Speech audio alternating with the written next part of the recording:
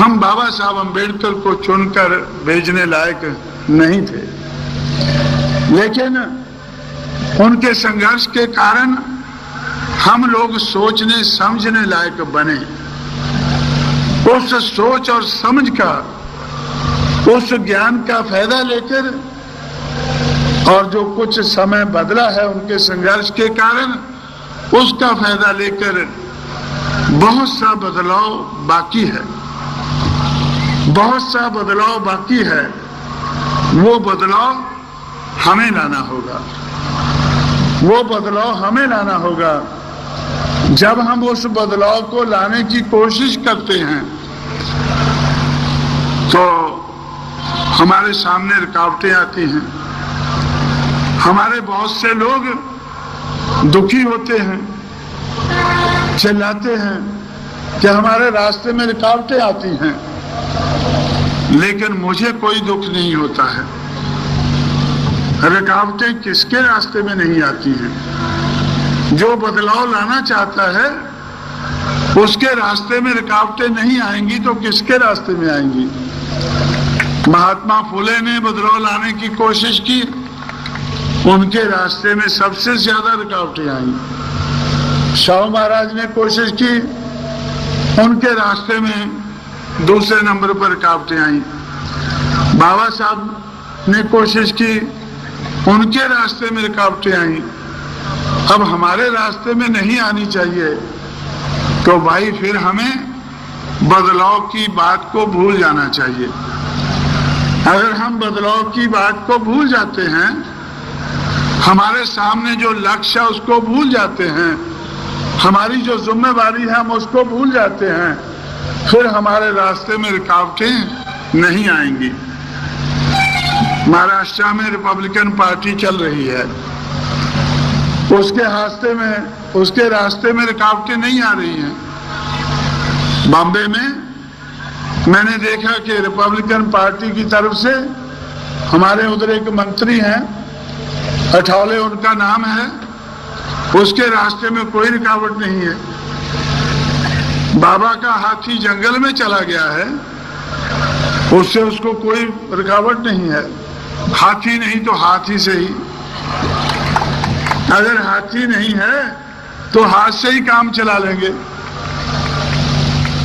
और अगर कोई एमएलए चुनकर नहीं आता है तो कारपोरेटर ही सही,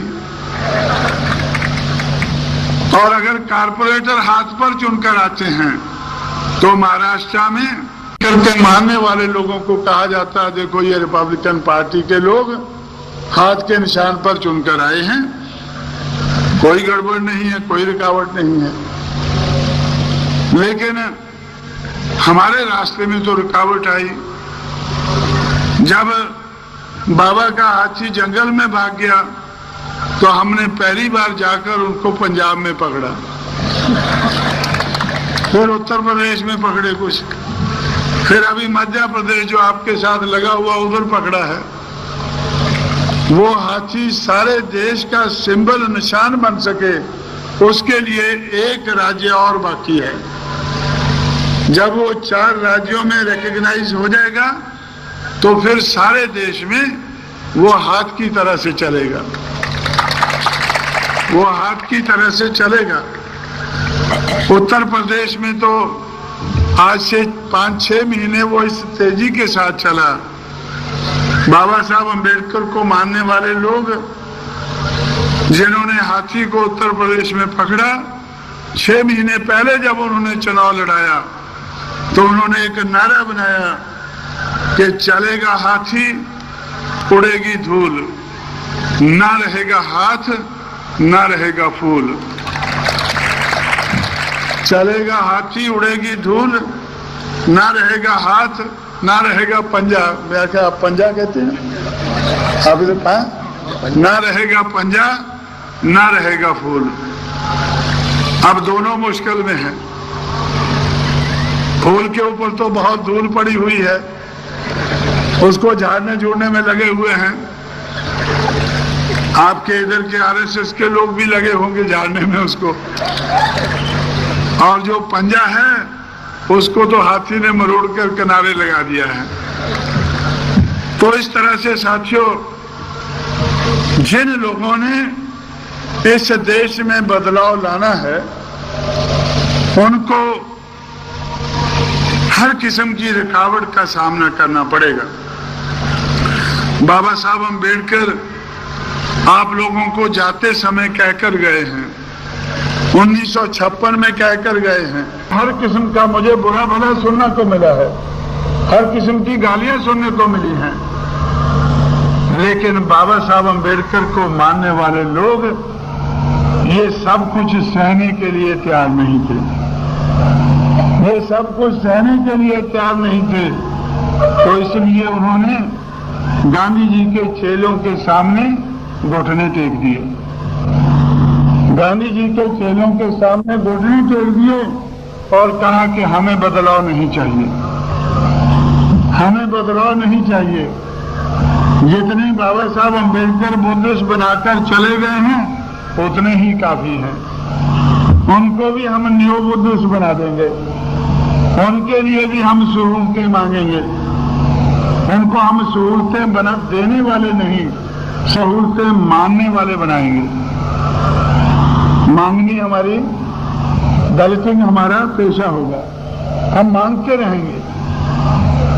तो इस तरह से साथियों, इसी तरह से जो राजनीति में थोड़ी बहुत आगे बात बढ़ी थी, वो मुश्किल और मुसीबत को सामना ना करने के कारण वो भी पीछे चली गई है।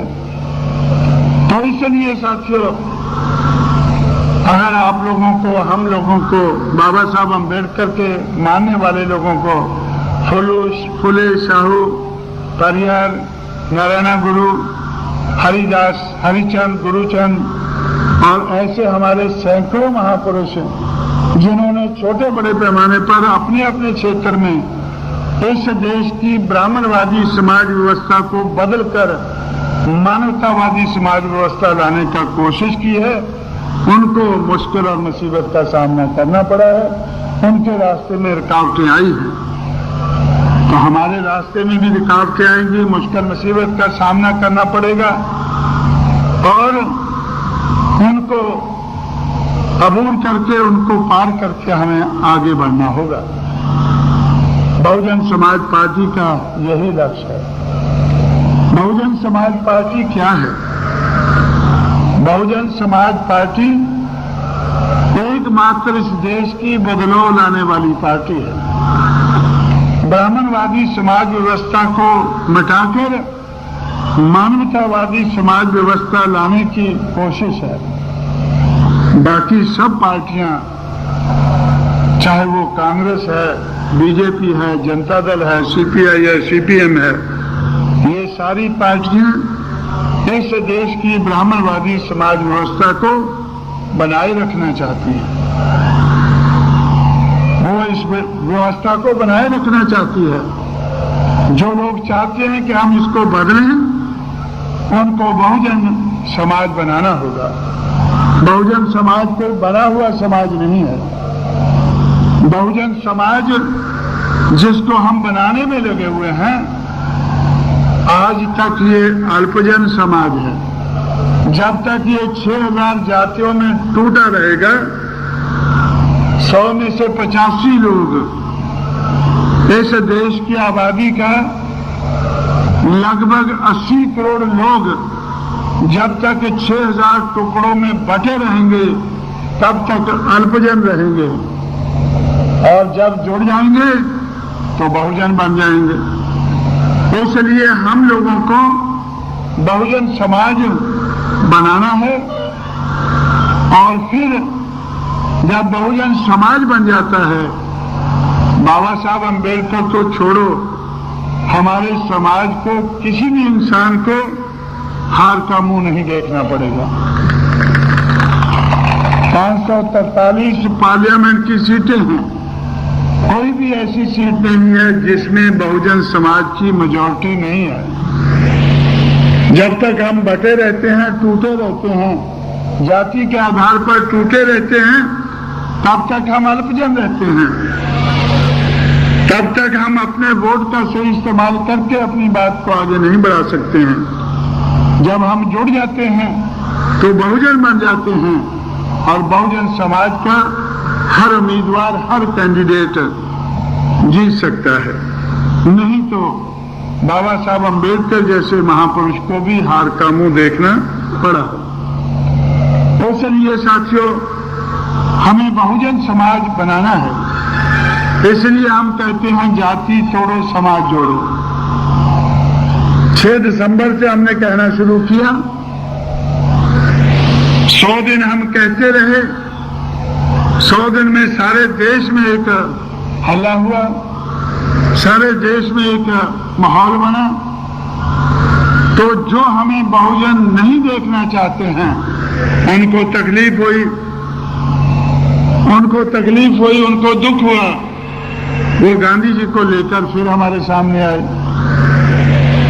वो गांधी जी को लेकर ढाल बनाकर हमारे सामने ले आए कि भाई देखो, गांधी जी को आप राष्ट्रपिता मानते हैं, गांधी जी ने इस देश को आजाद कराया, क्या आप इस बात को मानते हैं?